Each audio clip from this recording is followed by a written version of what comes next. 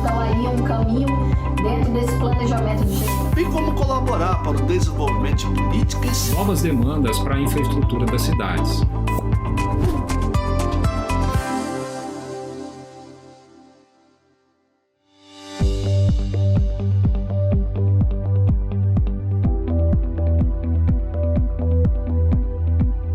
Quando tiver alguma alteração, claro, né, tanto na Câmara como no Senado, a medida provisória ainda continua no seu tempo.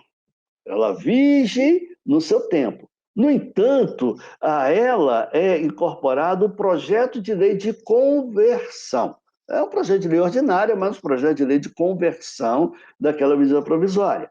Se os deputados e senadores aprovarem o projeto de lei de conversão, aí sim cabe ao presidente da República sancionar ou não. Porque, veja, é como se tivesse ali mudado de roupa. Né? Então, é medida provisória, vamos mudar de roupa aqui, é o projeto de lei complementar. Aí o presidente da República vai aprovar aquela roupa ou não vai. Né? Então, quer dizer, com isso pode sancionar ou até vetar.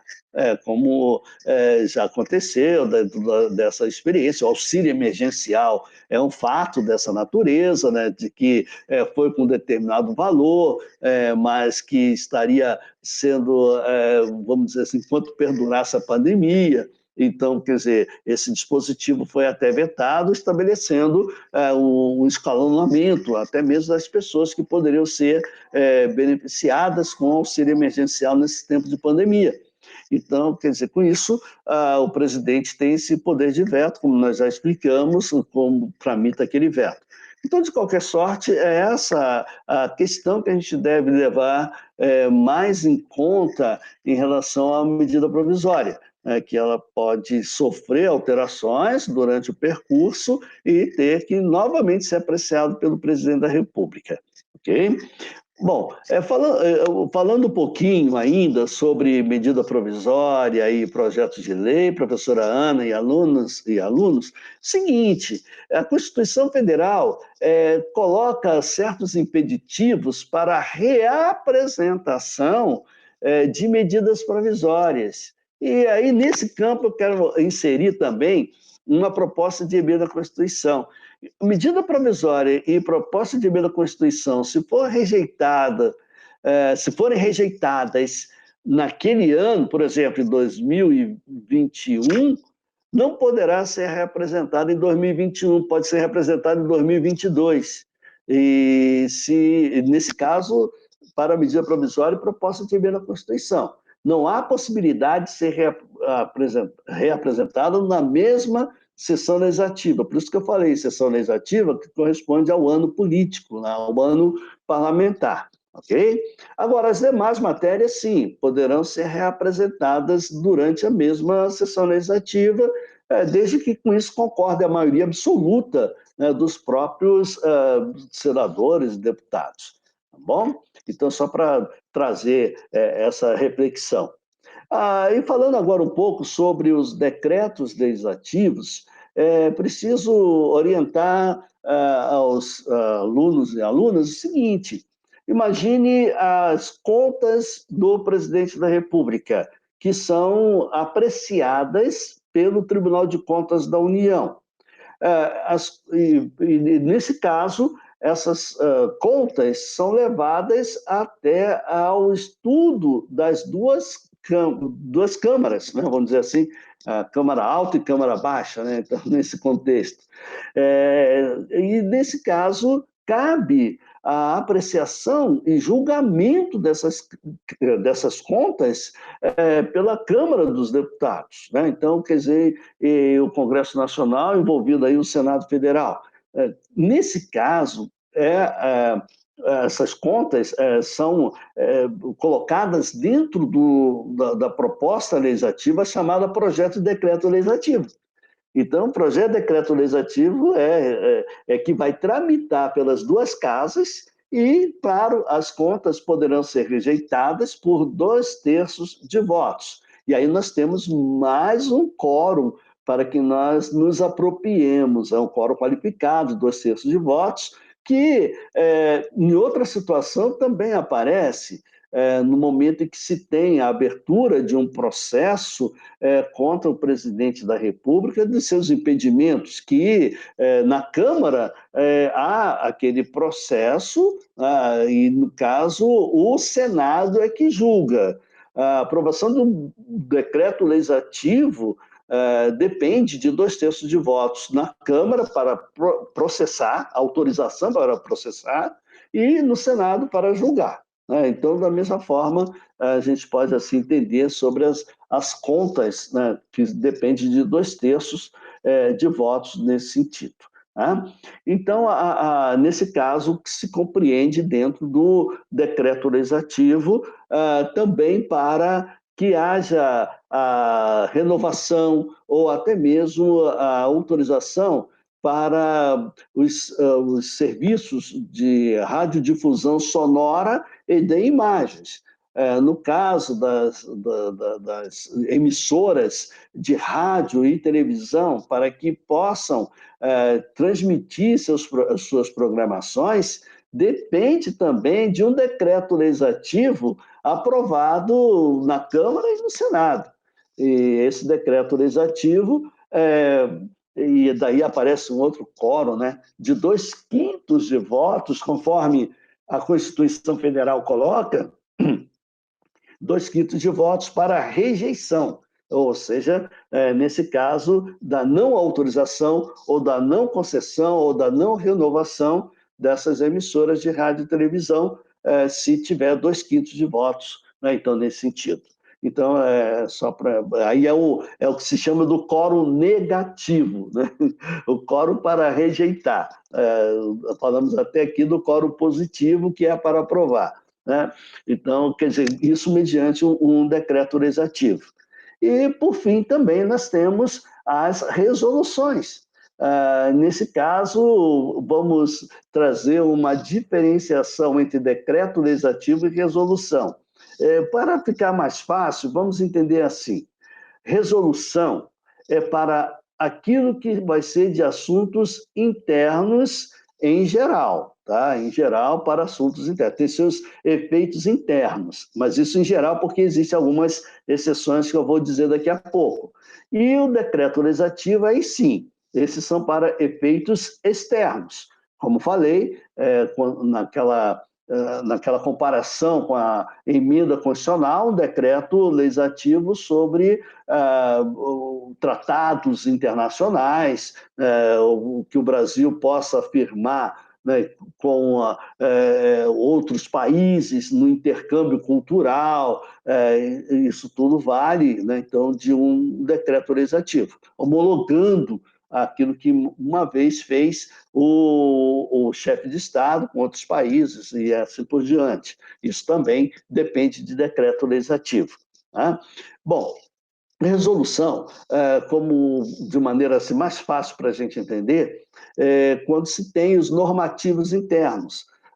Os próprios regimentos internos, que é a norma interna corporis, que regula as atividades legislativas e bem como os serviços administrativos, tem ali todo o espaço para a organização também das competências e assim por diante. E toda a tramitação, o requinte do processo legislativo, nós podemos ter dentro de cada esfera regimental, vamos dizer assim.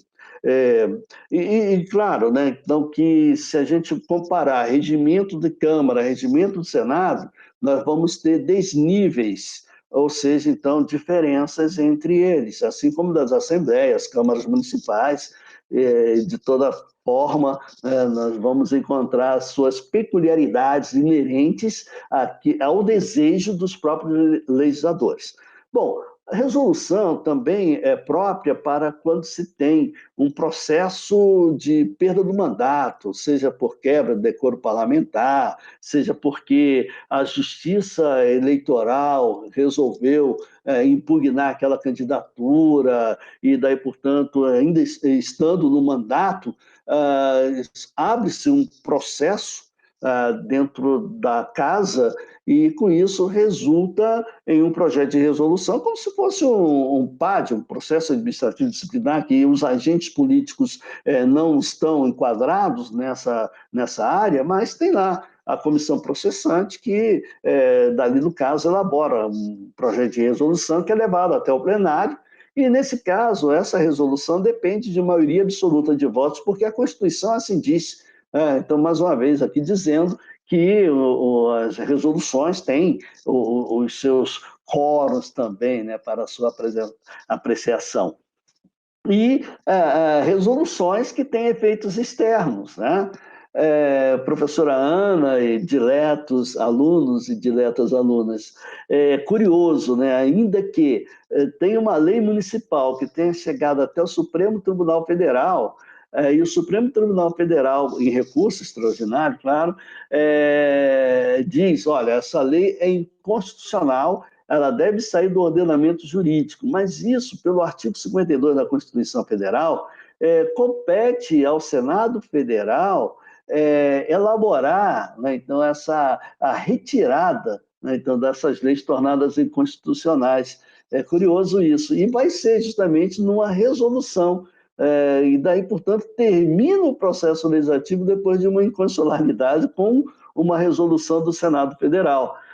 E o Senado Federal tem outras características do artigo 52, quando tem que fixar alíquotas mínimas e máximas dos tributos aí entre os estados, por exemplo, sobre os conflitos entre os estados, isso é mediante resolução também, e com efeitos externos. E isso é interessante, né, para que a gente entenda, né, como um projeto de resolução dessa natureza também vai ser levado ali ao plenário, e o plenário, então, resolve aprovar ou rejeitar, né, então, nessas condições que nós estamos aqui dizendo. E vale também salientar que as resoluções têm passagem pelas comissões temáticas, né? Claro que essa que foi tornada uma lei inconstitucional só pode passar pela Comissão de Constituição, Justiça e Cidadania. E, por fim, dentro desse resumo todo, levo à reflexão um outro caso, ou seja, um projeto de lei ordinária pode apenas passar pelas comissões sem passar pelo plenário das casas. Isso aqui diz o artigo 58 da Constituição Federal, né, que poderá dispensar o plenário das casas em se tratando de um projeto de lei que foi apresentado por um senador, e daí é o chamado parecer terminativo. E, nesse caso, se não houver recurso contra esse projeto de lei apresentado pelo senador, passa, né, para a Câmara dos Deputados, e lá na Câmara também pode ter esse mesmo tratamento, se assim entenderem os deputados, e ir direto à sanção presidencial sem passar pelos plenários das casas. É o chamado processo legislativo abreviado, né?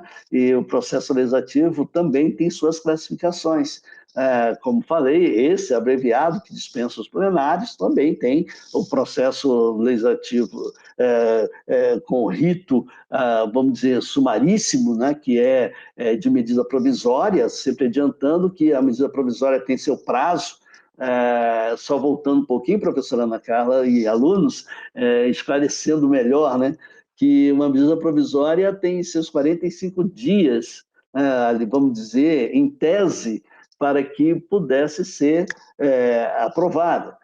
Mas, normalmente, dilatou-se esse prazo até 120 dias. Se for aprovado em 120 dias, tudo bem. Se passar de 120 dias, se diz que ela caducou, né? Bom, e daí, portanto, depois, uma pesquisa que os alunos, as alunas poderão fazer, é o que acontece se ela tem força de lei com seus efeitos, desde a sua edição, ali no caso, e daí? Foi rejeitada, caducou. Como é que fica essa história? Fica no ar para você depois pesquisar e verificar, né, aquilo que acontece dos efeitos. Serão efeitos ex tunc, aquele que retroage, ou os efeitos ex nunc? Não, daqui para frente ela pode agir, pode valer, né? E sempre lembrando, 45 dias, no 46º dia, em tese, sobrestariam as pautas da casa onde estiver tramitando, mas só se for de matérias, vamos dizer assim, de mesmo nível, ou seja, do projeto de lei ordinário. Muitos não gostam, mas aqui eu quero colocar a pirâmide de Kelsen, onde nós temos aquela hierarquização, né, então, desse processo legislativo. E, por isso, quando se coloca em pauta na Câmara e no Senado, a primeira matéria que vem no topo é a proposta de emenda à Constituição, obedecendo essa hierarquia após o projeto de lei complementar, projeto de lei ordinária, decreto legislativo e resolução. Mas quando se tem medida provisória, atravessa todo esse contexto, porque realmente, se for de urgência e relevância, deve, a partir do 46º dia, sobrestar as outras matérias que estejam dentro do mesmo nível. Hoje o entendimento é esse, dentro do mesmo nível, né? Bom, professora Ana Carla, diletos alunos e alunas, espero que tenha entendido o processo legislativo e esse requinte, né, que nós tratamos do rito. É interessante ter uma abordagem maior e dentro dos aspectos regimentais. Eu me coloco à disposição e sigo à disposição para colaborar, né, e resolver qualquer pergunta, se assim desejarem. Muito obrigada, professor Luiz. É sempre um prazer estar aqui com você, e nesse semestre estarei com você aqui o semestre inteiro. É uma alegria. Até a próxima aula. Até a próxima. Felicidades a todos.